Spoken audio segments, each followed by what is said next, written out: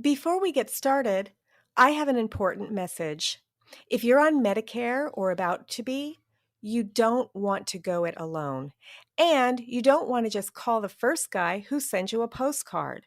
My husband did that, and he wound up with some bad advice that costs us a penalty each month that will never go away. So, what can you do? Contact one of our member experts by going to certifiedmedicareagents.com and searching your state for an agent. You'll be able to look through our member agents and read about them.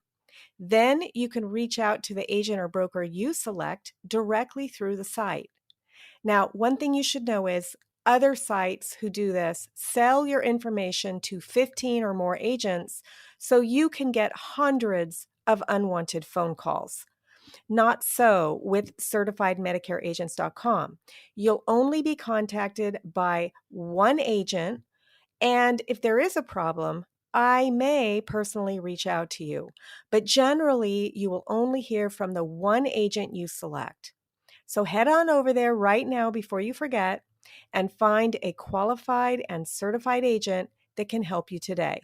Now, let's start our program.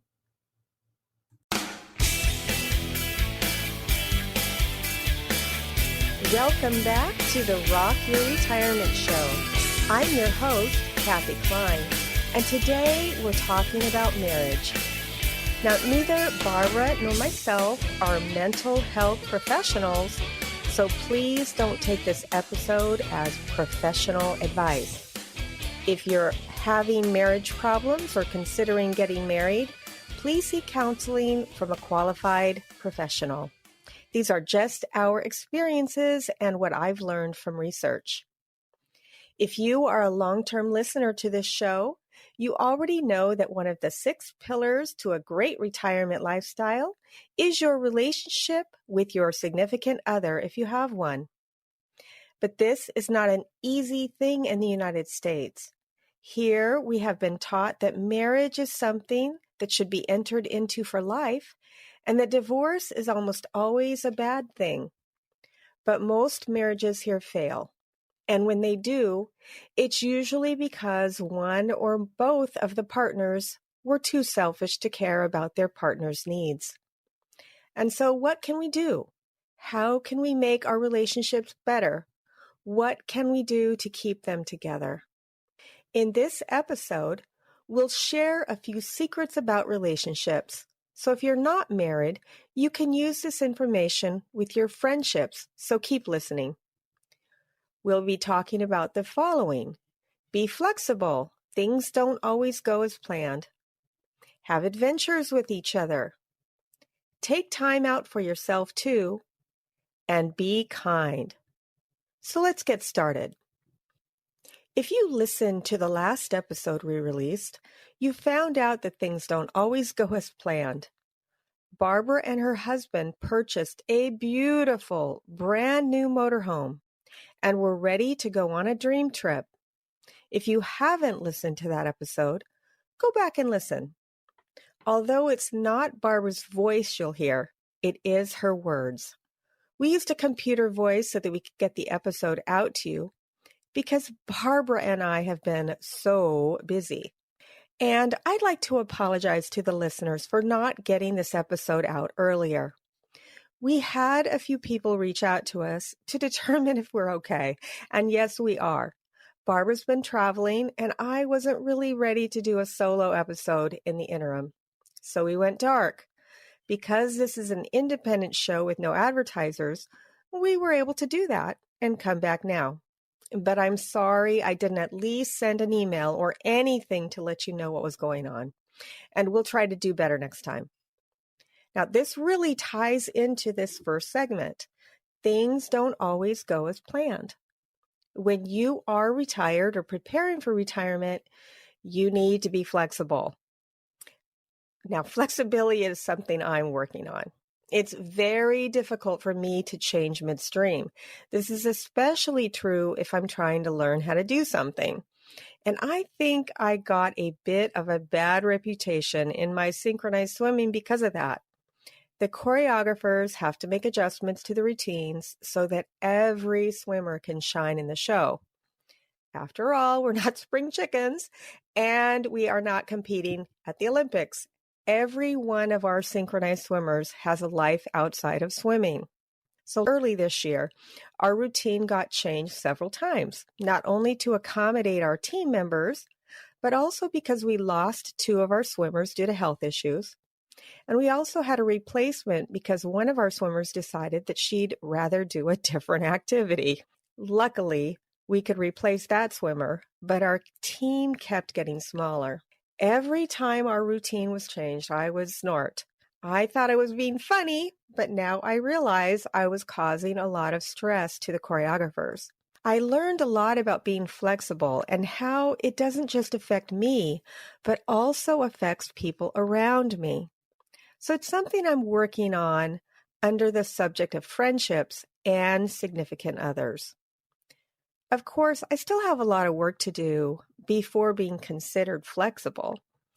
And I'll have to do a lot to rid myself of that inflexible reputation.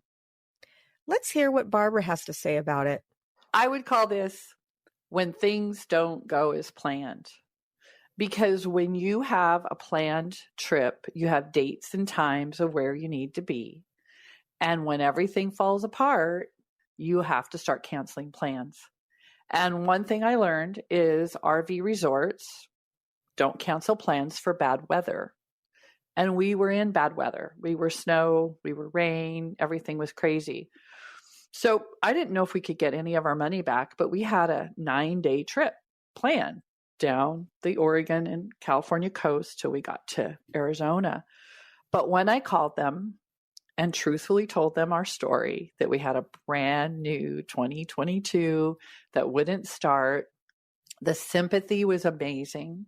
And with one exception, we got our refunds. And so I can't say enough about how kind people were. But when things don't go as planned, then you're winging it. And lots of people are very comfortable with that.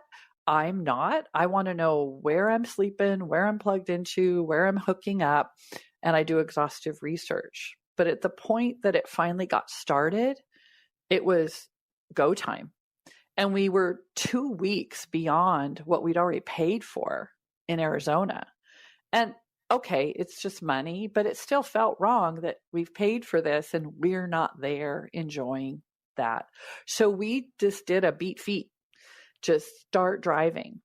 One thing I've learned from lots and lots of people is that 3 to 4 hours of driving is a good number. Get up in the morning, have your breakfast, drive, have your lunch, and go check in, 1 or 2. Well, we wanted to get there. And so we drove a lot of 5, 6, 7-hour days.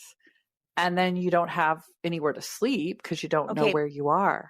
But there is one good thing about having an RV and you're driving 5 hours.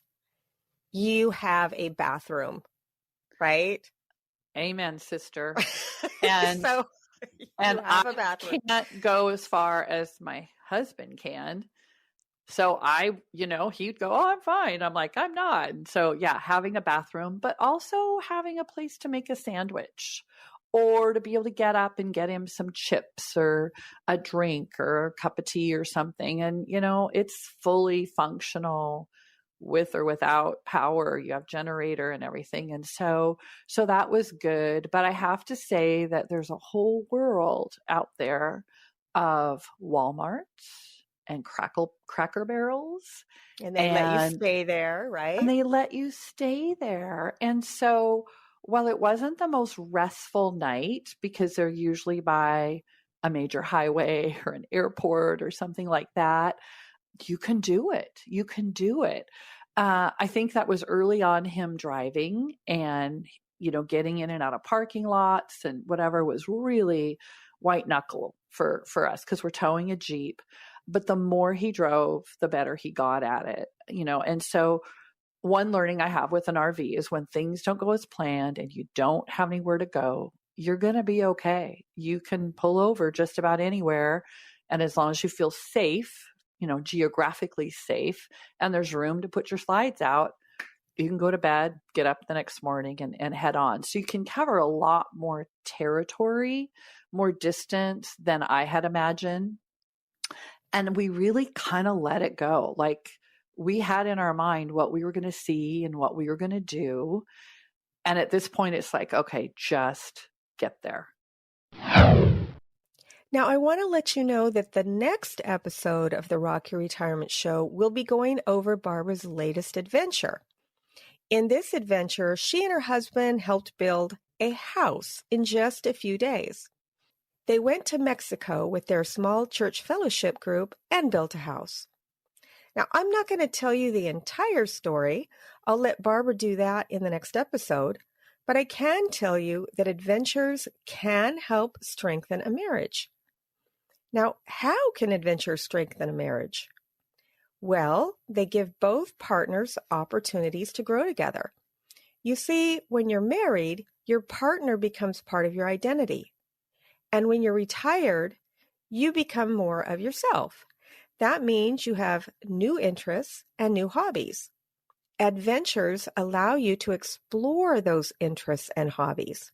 They help you get to know each other better. They also give you a chance to spend quality time together. And finally, adventures help you stay connected. If you're still doing things together after you retire, then you won't feel like you've forgotten who you are. These can be big adventures or small adventures. If you're a long-term listener of the show, you may remember Fritz Gilbert from episodes 198 and 225. Fritz and his wife created the Wednesday jar. The Wednesday jar was where they wrote one thing down on a piece of paper that they could do for their Wednesday adventures. And they filled up the jar with hundreds of these one things. Then each Wednesday, they would draw something from the jar and they would go do it. This way, they got to do some fun things together, some of the things that she wanted to do, and some of the things that he wanted to do. And it was always something different, so they never got bored. So if you want to keep your marriage strong, start planning some adventures. Another thing that we need to do to keep our marriages strong is take time out for yourself. Now, over the last year, I've started doing things on my own more. Prior to that, Les and I always did things together as a couple. But now I'm getting more involved in some of the activities in my 55 and older community. For example, synchronized swimming. You've already heard about that, but this activity takes at least 6 hours of my time every week. And then there's the art club. I've been elected to the board of directors, and I recently volunteered to chair one of our committees that I'm passionate about. So this activity is just for me. I'm also exercising almost every day in the pool, including the synchronized swimming. But on the days when I'm not synchronized swimming, I used to try to get my husband to come with me. He doesn't really like it though. So I do this on my own. And while I'm doing it, he exercises with his dumbbells at home or he does something else. But what I love most about being active on my own is the friendships I make. I meet people who share similar passions and interests, and it's great to talk to them about how we can all work together. This kind of friendship is very important because research shows that loneliness is one of the biggest threats to retirement happiness. If you don't have friends, it's much harder to enjoy life. So take the time to build relationships with people who share your own interests. You can do things without your spouse. It gives you both time to create things to talk about with each other. And my new friend at my back door said, I got to tell you something. If you're bored here, there is something seriously wrong with you. Because there's so many clubs, so many opportunities to connect.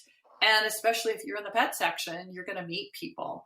But what she did say is, I'm a firm believer in time and space, or space and time. it's not good for you to be with your husband all the time. So you need to have some space and you need to have time away from him. And at this point, I had been with him constantly. And so she goes, that's what I love about golf. He goes away for 5 or 6 hours and I can do whatever I want. And it gives your spouse time away to recharge as well. The next segment, we'll call it Be Kind. According to Tai Tashiro in his book, The Science of Happily Ever After, most marriages fail. He states that only 3 in 10 marriages remain healthy and happy, and the rest wind up either in divorce or dysfunction. Divorce rates started climbing in the 1970s, which prompted social scientists to start studying marriage. In 1986, psychologist John Gottman and Robert Levinson set up a, quote, love lab, end quote, to begin a study of married couples. They hooked the couples up to electrodes and studied how newlyweds interacted with each other. They asked the couples to talk about their relationship, including details about a positive memory they had, a major conflict they were facing, and how they met. And as they spoke, the electrodes were measuring them. They were measuring their heart rates, their blood flow, and how much they were sweating. Then the couples went home, and Gottman followed up with them 6 years later to see if they were still married. And he found there were 2 main types of couples, and he nicknamed them the masters and the disasters. The masters were still married 6 years later. These couples had the habit of complimenting their spouses and acknowledging their spouses in kind ways. The disasters, on the other hand, seemed to find ways to criticize each other. In their initial interviews, they had looked calm, but the electrodes told a different story. Their blood flow was fast, their heart rates were quick, and they were sweating. These couples showed signs of being in fight or flight mode, as if they were constantly prepared to be verbally attacked or go on the offense with their spouse. It's not surprising that these disaster couples had either divorced or had troubled marriages when Gottman followed up with them 6 years later. Gottman's takeaway was that having a good marriage boils down to kindness. Do the individuals in the relationship bring kindness and generosity into the relationship? Or do they bring hostility, contempt, and criticism? When Les and I first married, we became friends with another couple. This couple had some similarities to us, which made it easy to become friends. The husband was significantly older than his wife. They didn't have children, and the couple was just fun to be around. But over time, Les and I stopped spending so much time with them. The issue that I had was the wife was constantly belittling her husband when we were alone or with other women. She didn't do it in front of him. But when I asked her about it, she said that she was just blowing off steam. But I figured that I didn't want to be around such negativity, since the other women in our group would also air complaints about their husbands too. I don't really keep in touch with them, but I do know that there have been some divorces inside that social circle. And I think that the reason Barbara has such a strong marriage is because of the kindness that they show to each other, even in times of stress. It was cold, it was wet, it was emotional. And one of the things that I had to take away is that in any marriage, you're going to go through hard times, right? It's just a part of life. And we didn't turn on each other, which surprised me a little bit because, you know, when things go wrong, blaming can happen. Why did we do this? But for whatever reason, it was like the circumstances, the weather, the situation was against us. So we actually kind of pulled together. Now, my husband's a repairman. He's a fixer. And I'm a project manager, planner. And all of that was blown out of the water because he doesn't know how to fix a Freightliner chassis that's not running, right? but he's still trying to problem solve. So hours and hours and hours of talking about, what about this? What about this? It was mind numbing. And me, I'm going, oh, well, we haven't left yet. Oh, I better cancel. And so everything we'd spent months planning unraveled. I think the pandemic prepared me for that though, right? It's like, okay, get your hopes up and they're dashed again. But it wasn't because of the pandemic. It was because the thing wouldn't start. And so one of the things my takeaway is, if you resolve to be kind to people together, it's hard. There were days where I wanted to take someone's head off. There were days where I just wanted to scream and cry and throw a tantrum. But on those days, he was always the one saying, wait a second, let's be humble. We have a roof over our heads. We're not suffering. We've been studying Ephesians and Paul in prison. And he goes, this is pretty cushy here. We have a great bed. We have all the stuff we need. And so same happened with him. When he'd get frustrated, I'd go, let's take the high road. Let's not do that. But we definitely realized how outside people could affect us, because everyone wanted to help, but a lot of people were sending us attorneys' names, lemon law, rip them a new one, take the motorhome back. And we realized that when next time a friend's in that situation, we're not going to do that. It's not helpful, because now you're defending your decisions. And to be honest, I was a little embarrassed, Kathy. Here we bought this hundreds of thousands of dollar, it's a beautiful motorhome. And I went dark. I went silent, email, social media, because it's like, really? You're complaining because it won't run? And so my takeaway on enduring when things fall apart is to remind yourself that everything is fixable. Everything's repairable. Nothing's permanent. And it, to be honest with you, got us to be familiar with our motorhome, because we picked it up and got in it. And now you're living in it without power, without water, without sewer. And you really have to be thoughtful and mindful about how all these systems work or don't work. So the home itself was fine. But my takeaway was, in life, in retirement, in an RV, things are going to go wrong. And how you treat your spouse and how you treat each other is going to show any weaknesses in your relationship, but it's also going to strengthen you. And so I would never wish it on anyone, but in hindsight, it was a good way for us to start out. So listener, I hope this episode will help you with your own relationships. And I'll be trying myself as well. Also, don't forget to listen to the next show, where Barbara talks about her adventure with her husband in building a house.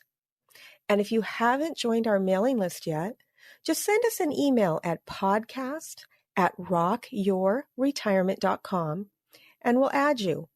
You can also go to the website rockyourretirement.com and fill out the Contact Us form. Join the Rock Your Retirement community. I'm looking forward to hearing what you have to say about how to rock your retirement.